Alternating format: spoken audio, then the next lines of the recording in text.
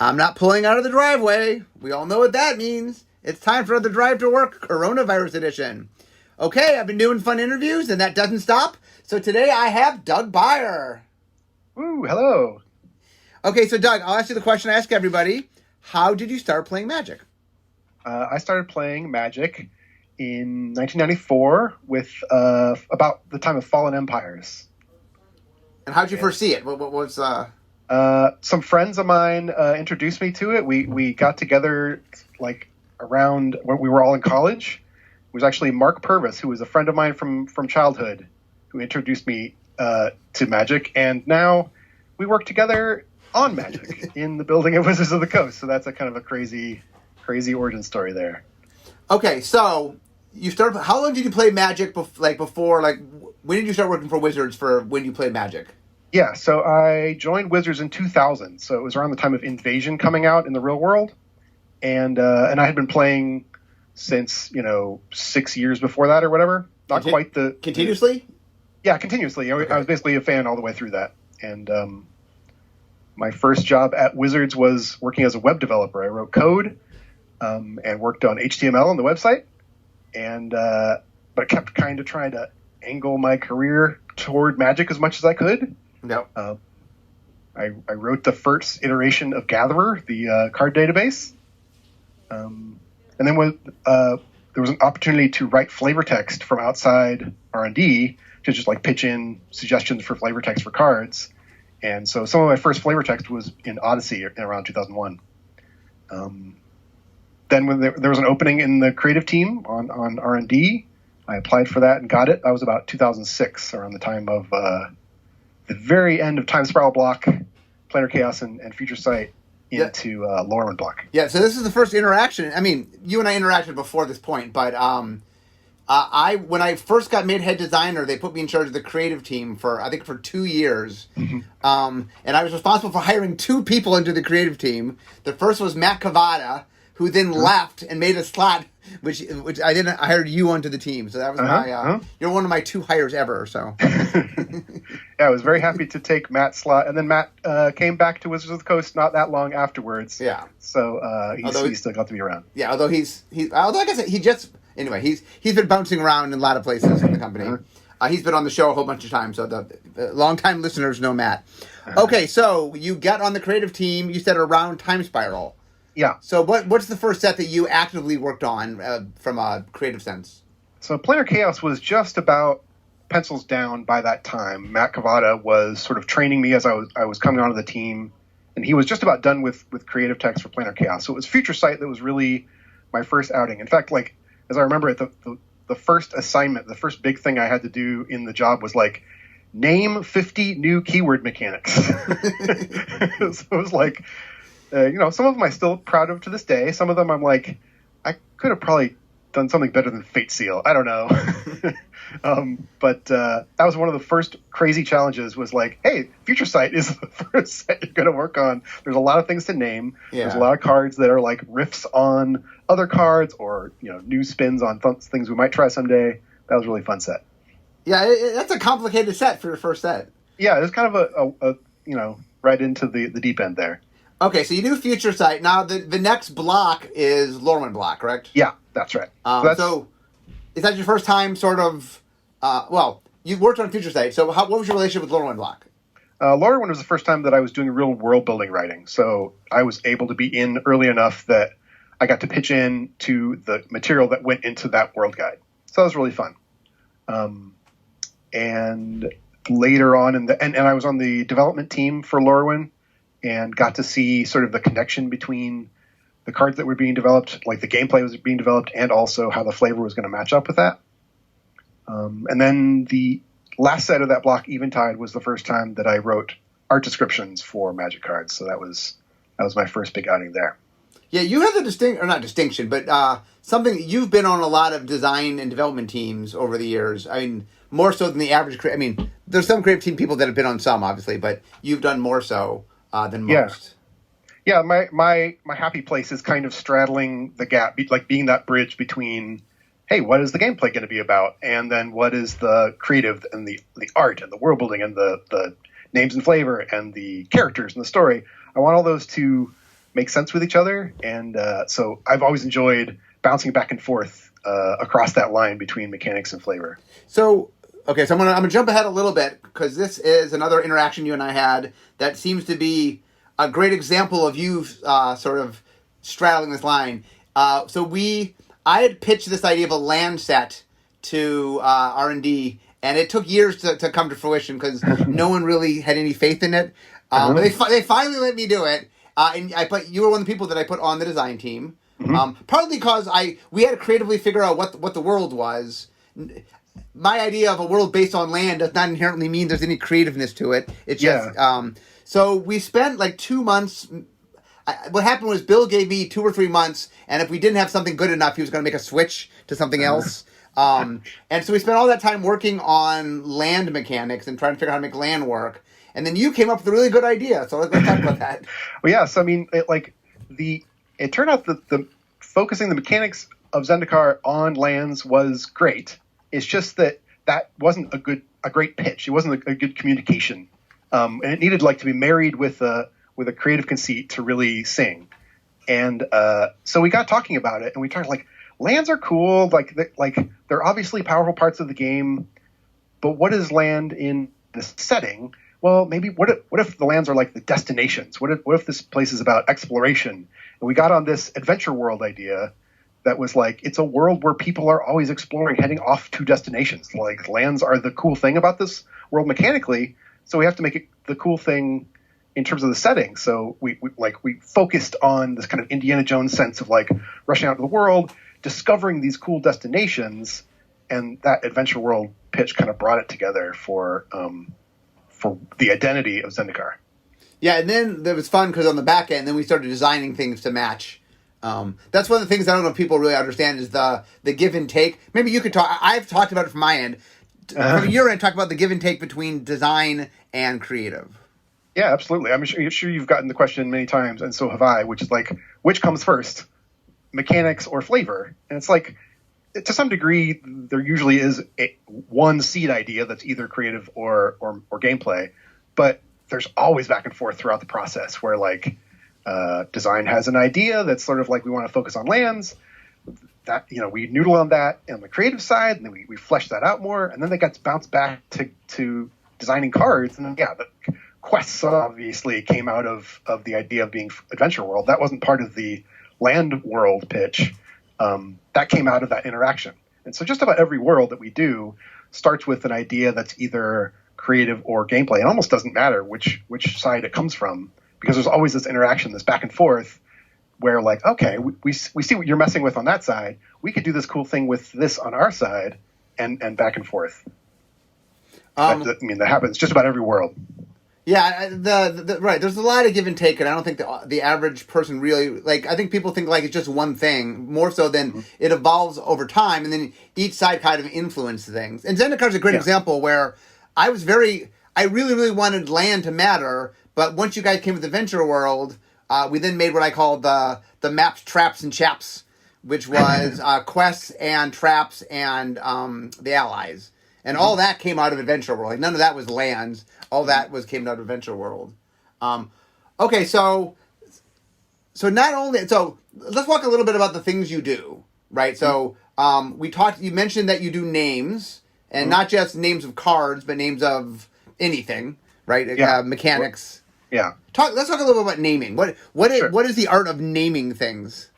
So my first job on the creative team was overseeing creative text. That's just what we call names and flavor text. There's always a person for each set that is kind of the coordinator or overseer of all the submissions. So we have freelance writers that send in ideas for possible names and pieces of flavor text for every card. And then there's that one person who goes through all those submissions, chooses them, cleans them up, creates new ones if there's not one that's really capturing it. And naming is wild. Naming is a name is a Magic card's unique identifier. So every year we make, N new cards, hundreds or thousands of new cards, and that's that many more names that you can't use anymore. So there's this, it's an interesting challenge. You're always looking to capture, like for a keyword or something, for a keyword mechanic, you're looking to capture what's cool about that setting, what you're trying to get across in terms of the theme of that set. But also leave room for the future. If we want to use that mechanic again, maybe it needs to be generic enough that we could see it in a different context. Like back when I wrote Savor the Flavor, I haven't done a weekly column as long as you have because nobody has. But for about 4 years, I wrote a weekly column just about magic flavor, and tons of those columns were just about names, like all the different things, like rules of thumb about what would make a name not work out for a magic card. You can't violate what the creature type is. You can't imply a mechanic that it doesn't have that sounds like it does. You don't want to mistake the card type, confuse names are a huge part of not just the flavor of a card, but how it's used in gameplay. People use these tags to play the game with each other. And we think about naming tons. Okay, so naming is so next thing you do is what we call card concepting. So talk about that a little bit. Mm-hmm. Yeah, so what we call card concepting is really coming up with the art description or the art brief, which is a set of instructions that go to one of our freelance artists, and they use those instructions to generate the illustration that becomes the art of the card. And card concepting is a great example of being that bridge between flavor and mechanics. So you have to know enough about Magic in order to look at a card that has no flavor characteristics yet at all and go like, oh, I get that this 1-dub 2/2 with activated flying, I get how that plays in the game. I see what it's trying to do. I see how it might behave during gameplay. And then it's an imagination step. You're trying to unify that set of characteristics with something that like represents that thing in flavor terms. So, and then we take that idea and turn that into a list of instructions. The artists, many people assume that all the artists play Magic. That most of them do not, and they never see usually what the card does, what its stats are. That is not what their expertise is. They only see that art description. So it's very important that we get everything in there that they need in order to succeed at generating an awesome piece of art. And then we get that art in the building that goes together with the card, and now we've done that unification. Yeah, one of the things that we joke about when we make cards sometimes is like we know they have to get concepted down the road. Like, I have no idea how they're concepting this, but sometimes we make very neat cards. They play really well, but they're just a great example is when it destroys one of two things, and those two things have nothing. Right. And destroy a flying creature or enchantment. What does that mean? Okay, we only get one piece of art. So, I remember there was I think it was way back in Lorwyn, there was a creature that had basically island home or island walk and flying. So this is a thing that's sort of okay, it can hover through the air, and yet it can swim through, it can hit you in the water place or something. Yeah, there's always challenges like that where it's we're the people who have to if the card is doing what design wants it to do, and they're the experts on whether it's fun and doing the right thing or not, we have the job of making that make some kind of sense in the story of the game. Yeah, the other problem child I know is when a card has two states. A double-face card, you actually get to show both states. But other than double-face cards, it's sort of it's this that turns into that. And you're well, I can't show you both this and that. Yeah, when we did double-face cards, the situation was always good news, everybody. We have double the pieces of art to express the story of this card. Normally, we have one frame of animation. Think of telling a story if all you have is a single cell of your animation or whatever. You take one, moment out of a Pixar movie to explain everything that's going on. It's very hard. Anything that has level up or monstrosity or kicker or anything where sort of the creature has an okay version and a blown up awesome version. You got to pick. Usually the answer is to show the awesome version. Okay, so another thing you do is world building. So let's talk about that. Yeah, so world building is the step that comes before card concept and before naming. This is when we are meeting with members of the world building team to do the work that eventually becomes the world guide. The world guide is a reference document that contains, it's kind of the TV shows have story Bibles. This is kind of like the story Bible, but for a Magic setting. So a lot of my job is leading world building teams where we get together, we brainstorm ideas, like return to Ravnica. We're heading back to Ravnica. What do we want to do differently this time? Or sometimes it's a new world, and the theme is Camelot meets fairy tales. What are we going to do to show that? How do we make that world come alive in the art and names and flavor text and story of the game? And one of the things people realize is that not only are you building the artists are building visuals, but you guys have to figure out like who are the people and what's the civilization like. Like there's a lot of writing that happens. Talk a little bit about like sort of the writing that happens. Yeah. So like all the detail that we kind of think of the world guide as the scaffolding, like the real building, the edifice we're trying to make is the Magic set. But the world guide is the scaffolding, so it needs tons of scaffolding. We need tons of material that can potentially be useful once we make the actual set. For example, Zendikar has 3 different tribes of elves, and we wanted to make sure there's details about how their costuming is different, how their traditions are different, how their naming is different, so that if one of those comes along in the card set, we want to make sure that like we can provide a piece of flavor text that's relevant to that tribe. All that writing material is there to create texture and variety to make the little snippet that you see of this world in the card set feel like this huge, rich world. Okay, another big thing you guys interact with is story.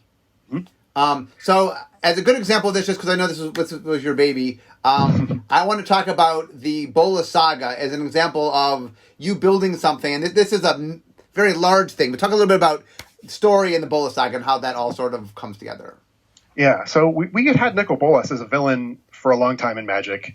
He had been kind of hanging around, and there was a lot of claims that he's very smart and very mean and very ambitious to gain power, but he hadn't really done much in the story. And we wanted to create a big story that spanned across multiple Magic sets and Magic worlds that really played up how cool he was. So I pitched this plan, and it was kind of in the style of like the invasion block or like the Phyrexians played out across lots of different sets, or the Weatherlight Saga played out across many different sets and worlds. The goal was play up Nicol Bolas as a cool villain, play up our heroic characters. We had premiered the Planeswalker type, and we had focused on decide like, okay, we're gonna really focus on Planeswalker characters as the kind of stars of the brand. All that's great, but they have to do something. So we built this story arc. The idea was from basically Kaladesh. It was sort of set up a little bit before Kaladesh, but Kaladesh is sort of the official kickoff, all the way through. Hey, what if this culminated in a beloved world that Magic players know and recognize, and we crank up the stakes really, really high, and we convert. We have all these elements that build and build and build and converge all on Ravnica, because we have been talking about returning to Ravnica for a third time. What if that's the site of the climax there, where all the good guys and bad guys come together and we have a giant fight? That was really, really fun to plan and work on. One of the things that was really fun about it was that it was ambitious, but everybody who heard the idea was like, cool, let's do ambitious. It was ambition responds to ambition. Everyone was like, okay, let's make an incredible trailer for War of the Spark. Let's make a series of web fiction where we play out all these plot threads. Let's see story moments all throughout. Every design lead, every creative lead through all of those sets had kind of this extra responsibility of like, oh, we also have to sort of keep moving the story of the War of the Spark and the Bolas arc, and everyone came through. It was really cool. So in writing story, let's talk a little bit about writing story. How does that, like, what role do you have in having story happen in the card set? Story and the card set is another one of those examples of creative and mechanics interacting. So we know, like, to some degree, we went to Kaladesh not because it was time to see Chandra's home plane or to kick off the Bolas arc, but because it's time to do a really cool artifact-based set where you get to feel like an inventor. So we knew that as like that was part of the plan. Actually, in fact, I think the initial pitch, there was a different order. Amonkhet was before Kaladesh originally, and then we swapped Amonkhet and Kaladesh. So you could see that could even have been a more natural way to kick off the Nicol Bolas arc with Amonkhet, where Nicol Bolas was kind of making his lair. But it switched around. So it's sort of like, okay, cool. That's a constraint. That's the right thing for the game to be doing. So how do we make sense that we're going to kick off this story in Kaladesh? So we work with writers, we work with artists, we work with the people working on the concept push. That's the concept art generation stage for the World Guide. All these creative people are working to figure out what each character is going to do. What are their motivations? Why are they showing up in this plane for this set? And how is that moving forward the general goal of we want to eventually get to a point where Nicol Bolas tries to make this play for ultimate power and eat everybody's Planeswalker Spark. Yeah, it's funny. I remember when you first pitched it, I was excited. I liked that. I loved the grandiose of it. And it was a 3-year plan, but we didn't tell everybody it was a 3-year plan. We actually set it up so you thought the first year was going to end, and then instead of the Gatewatch winning, they got horribly destroyed. And like, oh no, it's the end of Act 1. It's not, it's not the end of the story. And the thing I always remember is it ended in a giant war of planeswalkers. And I always said to you, I have no idea how we're going to do that, but it sounds cool. Yeah, the pitch was always like, what is we wanted to focus like what was important about the Magic characters, and we wanted that to be the villain's focus. So like, what is unique about these characters? They're all planeswalkers. So what if that's exactly what the villain wants? He wants all these planeswalkers. And yeah, I had no idea. Like when we were pitching it, it was much closer to the Kaladesh end of things than the War of the Spark end of things. And the details of how exactly we were going to execute on this finale, where theoretically dozens or hundreds of planeswalkers are all showing up on the same world at once. I was thrilled with, Dave Humphries, I credit a lot in terms of figuring out like, yeah, I think we can just have one planeswalker in every pack. What if we just did that? And he found a way to make the gameplay of that actually fun and work out.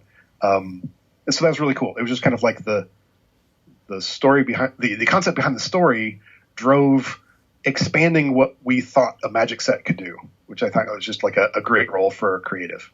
Yeah, one of the fun things sometimes is, and this goes both ways, is like when I was given War of the Spark, it was sort of like, okay, it's this giant war, and then I'm like, okay, well, let's assume, like I just said, okay, it's this. Let's assume there's lots of planeswalkers. How would you make that happen? Yeah. And I don't think I ever would put 36 planeswalkers in a set.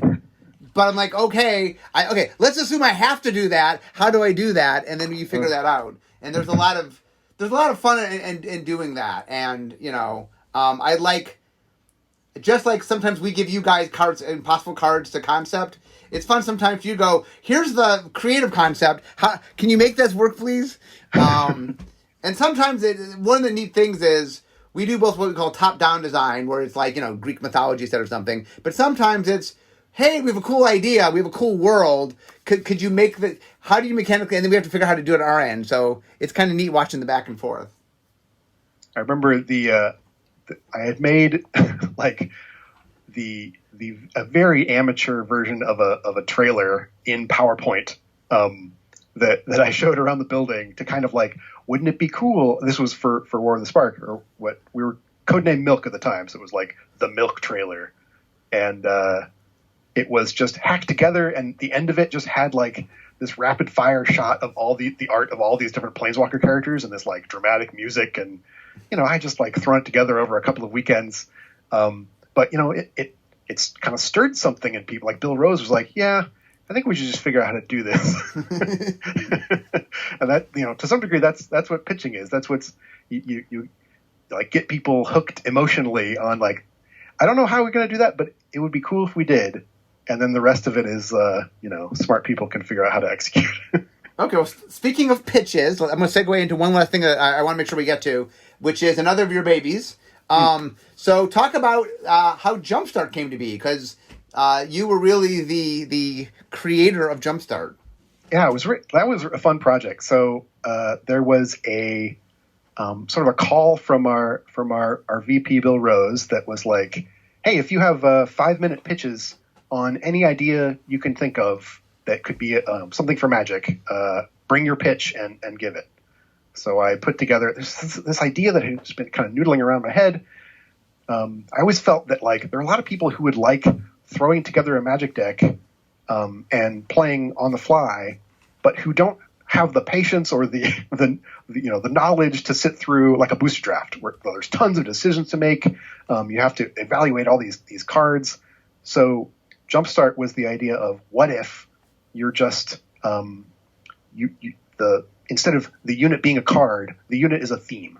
So the theme could be like Merfolk or Angels or whatever, and you take that theme and you just put them together. And so they, Bill liked the pitch, other people liked the pitch. It went to a hackathon, which is kind of like a brainstorming, like an intensive brainstorming session where we try out lots of ideas in a short amount of time. And I led a hackathon team for Jumpstart, and then it was fun enough that we put it on the schedule and built it in and turned it into a real product. Well, to be aware, that was the hackathon that Modern Horizons came out of. And so Modern Horizons got done right away, and your project, because it was more complex, we talk a little bit about the complexity. Like, what made it so hard? Why was it so hard to do?